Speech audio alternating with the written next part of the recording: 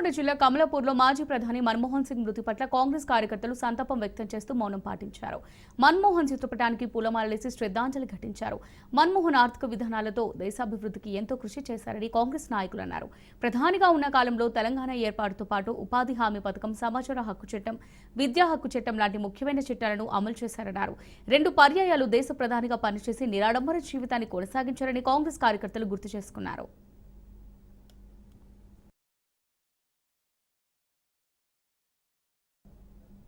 సంస్కరణల పితామహుడు అయినటువంటి మన్మోహన్ సింగ్ గారి వర్ణానికి కమలాపూర్ మండల కాంగ్రెస్ పార్టీ తరఫున నివాళులర్పించడం జరిగింది. మన్మోహన్ సింగ్ గారు భారతదేశానికి ఎనలేని సేవలను చేసి భారత పటాన్ని ప్రపంచ దేశాల్లో అగ్రభాగంగా నిలిపేందుకు కృషి చేస్తున్నారు.